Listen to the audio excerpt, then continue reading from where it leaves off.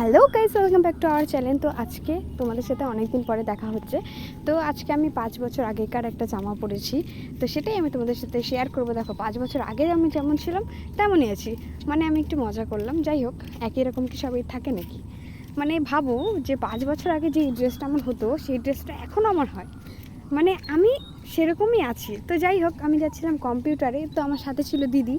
দিদি হচ্ছে গিয়ে ফোনে কী যেন করছিল, সবসময় এনি টাইম ফোন দেখে। আমি আবার এত ফোন দেখতে পারি না। আমি আবার যতক্ষণ না ঘুমাবো ততক্ষণ ফোন দেখি। তো যাই হোক, বেশি ফোন দেখি না আমি। তো যাই হোক, আমি একটু হাসি মজা করে নিলাম।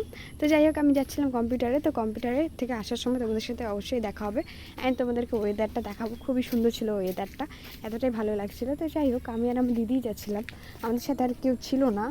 আমরা দুজনেই কাফি, আর কাউকে দরকারও নেই। তো যাই হোক, এই দেখো, ক্লাসরুমের ভিতরে আমরাই ফার্স্টে আসছি। আজকেই প্রথম যে আমরা ফার্স্টে আসছি। তো যাই হোক, তো ফেরার পথে এই দেখো রাস্তা, বিকাল বিকাল ছিল। তো তোমার হচ্ছে গিয়ে সেরকম একটা ভিড় ছিল না।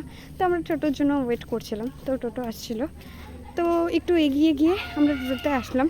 তো তারপরে ফাইনালি আমরা বাড়ি চলে আসছি, মানে বাড়ির দিকেই আর কি।